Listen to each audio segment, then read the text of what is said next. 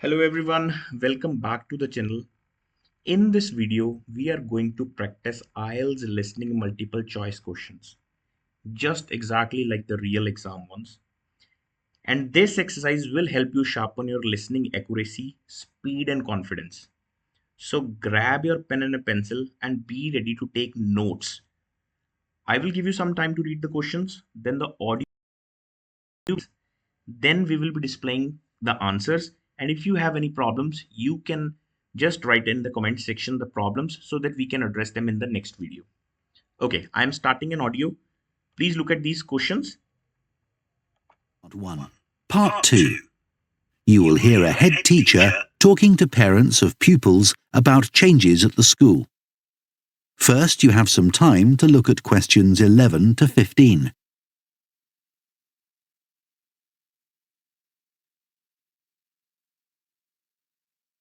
Now listen carefully and answer questions 11 to 15. Good morning, and thank you for coming here today. I'd like to bring you up to date with changes in the school that will affect your children. As you know, the school buildings date from various times, some from the 1970s, some from the last 5 years, and of course, Dartfield House is over a century old. It was commissioned by a businessman, Neville Richards, and intended as his family home, but he died before it was completed. His heir chose to sell it to the local council, who turned it into offices. A later plan to convert it into a tourist information centre didn't come about through lack of money, and instead it formed the nucleus of this school when it opened 40 years ago. The school has grown as the local population has increased, and I can now give you some news about the lower school site, which is separated from the main site by a road. Planning permission has been granted for development of both sites. The lower school will move to new buildings that will be constructed on the main site. Developers will construct houses on the existing lower school site. Work on the new school buildings should start within the next few months. A more imminent change concerns the catering facilities and the canteen. The canteen is always very busy throughout the lunch period. In fact, it's often full to capacity because a lot of our pupils like the food that's on offer there. But there's only one serving point, so most pupils have to wait a considerable time to be served. This is obviously unsatisfactory, as they may have hardly finished their lunch before afternoon lessons start. So, we've had a new food hall built, and this will come into use next week. It'll have several serving areas, and I'll give you more details about those in a minute. But one thing we ask you to do to help in the smooth running of the food hall is to discuss with your children each morning which type of food they want to eat that day, so they can go straight to the relevant serving point. There won't be any junk food, everything on offer will be healthy, and there's no change to the current system of paying for lunches by topping up your child's electronic payment card online. You may be wondering what will happen to the old canteen. We'll still have tables and chairs in there, and pupils can eat food from the food hall or lunch they've brought from home. Eventually, we may use part of the canteen for storage, but first, we'll see how many pupils go in there at lunchtime. Before you hear the rest of the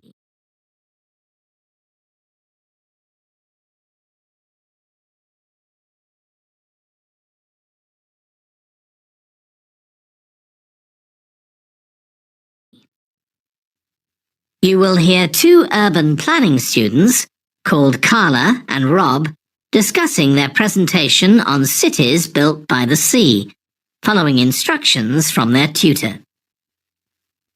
First, you have some time to look at questions 21 to 25.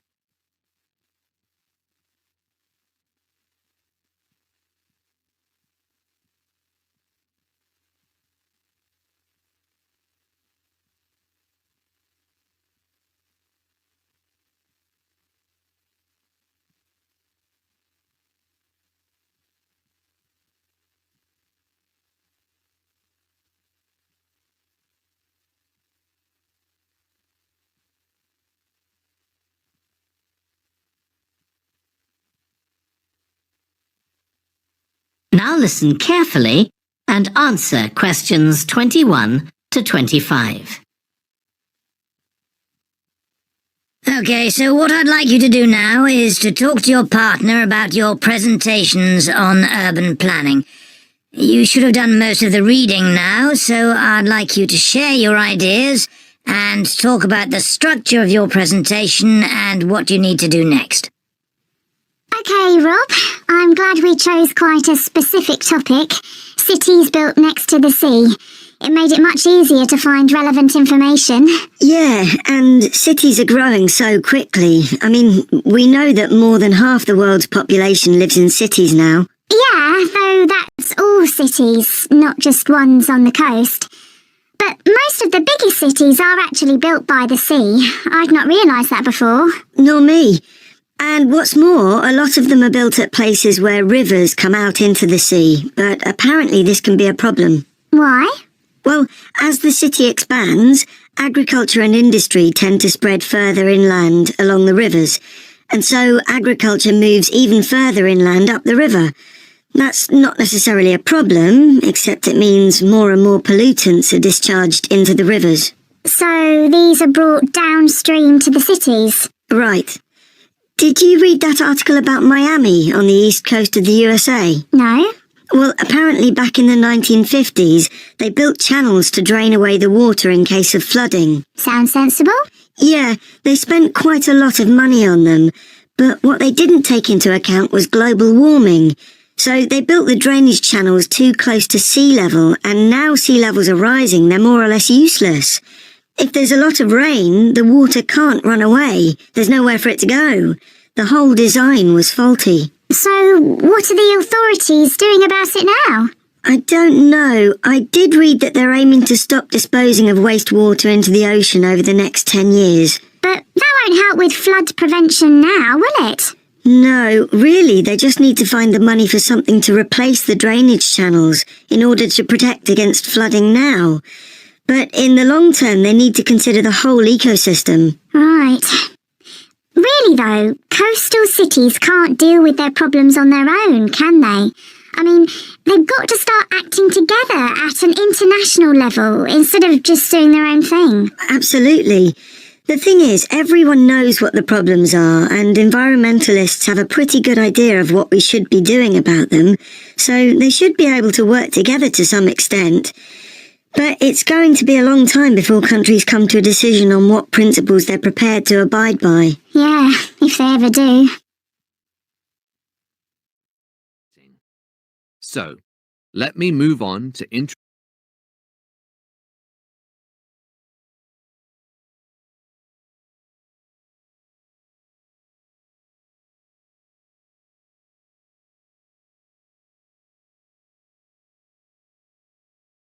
you to the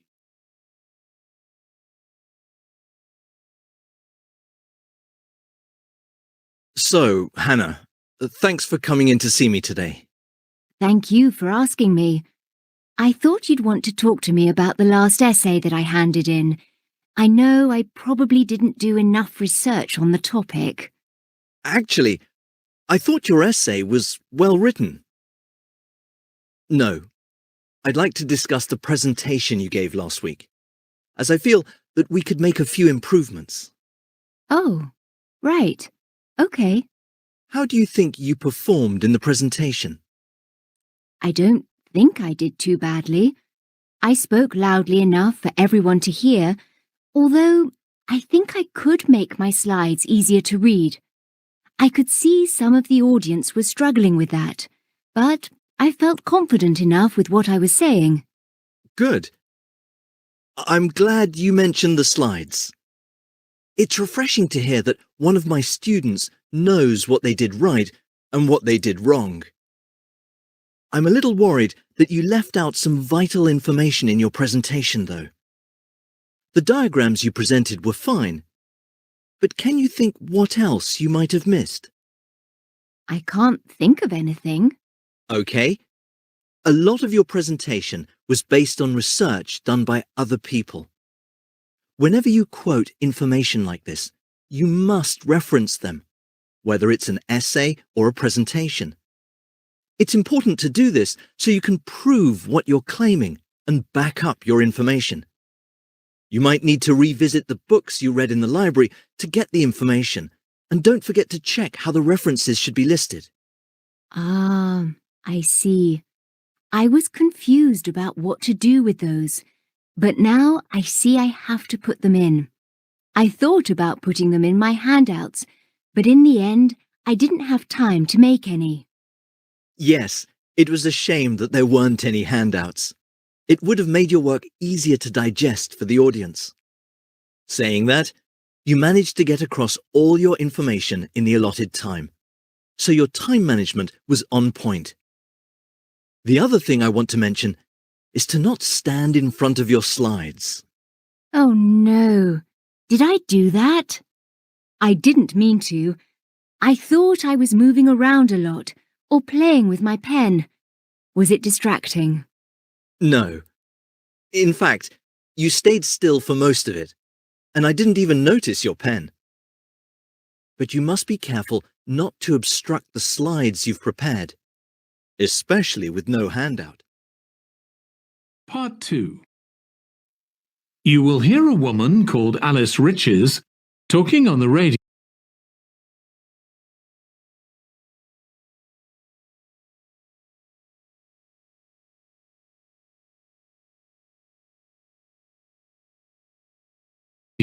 about a scheme which involves closing streets to traffic to allow children to play.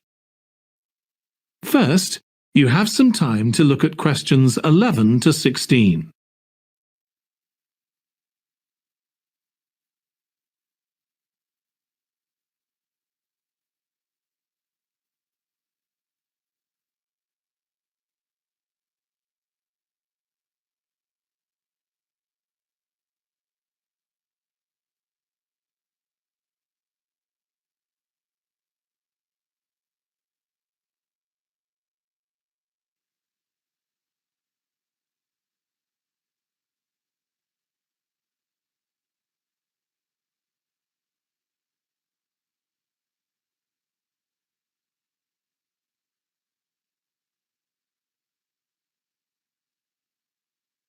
Now listen carefully and answer questions 11 to 16. My guest on the show today is Alice Riches, who started the street play scheme where she lives in Beechwood Road. For those of you that don't already know, street play involves local residents closing off their street for a few hours so that children have a chance to play in the streets safely. She started it in her own street, Beechwood Road, and the idea caught on. And there are now street play schemes all over the city. So when did you actually start the scheme, Alice? Well, I first had the idea when my oldest child was still a toddler. So that's about 6 years ago now. But it took at least 2 years of campaigning before we were actually able to make it happen. So the scheme's been up and running for 3 years now. We'd love to be able to close our road for longer, for the whole weekend, from Saturday morning until Sunday evening, for example. At the moment, it's just once a week. But when we started, it was only once a month. But we're working on it. So what actually happens when Beechwood Road is closed? We have volunteer wardens, mostly parents, but some elderly residents too, who block off our road at either end. The council have provided special signs, but there's always a volunteer there to explain what's happening to any motorists. Generally, they're fine about it. We've only had to get the police involved once or twice. Now, I should explain that the road isn't completely closed to cars, but only residents' cars are allowed. If people really need to get in or out of Beechwood Road, it's not a problem as long as they drive at under 20 kilometres per hour. But most people just decide not to use their cars during this time, or they park in another street. The wardens are only there to stop through traffic. So can anyone apply to get involved in street play? Absolutely. We want to include all kids in the city, especially those who live on busy roads. It's here that demand is greatest. Obviously, there isn't such demand in wealthier areas where the children have access to parks or large gardens, or in the suburbs where there are usually more places for children to play outside. I'd recommend that anyone listening who likes the idea should just give it a go. We've been surprised by the positive reaction of residents all over the city, and that's not just parents. There are always a few who complain, but they're a tiny minority. On the whole, everyone is very supportive and say they're very happy to see children out on the street, even if it does get quite noisy.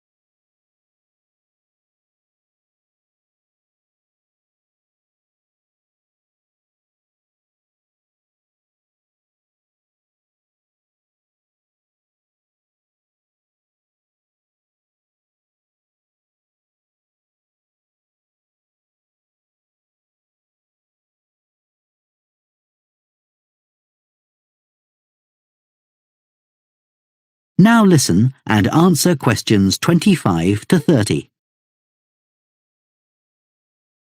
So, what can we say about helping people to lose weight? There's a lot we could say about what restaurants could do to reduce obesity. I read that the items at the start of a menu and the items at the end of a menu are much more likely to be chosen than the items in the middle. So, if you put the low-calorie items at the beginning and end of the menu, people will probably go for the food with fewer calories without even realising what they're doing. I think food manufacturers could do more to encourage healthy eating. How? Well, when manufacturers put calorie counts of a food on the label, they're sometimes really confusing, and I suspect they do it on purpose, because food that's high in calories tastes better, and so they'll sell more.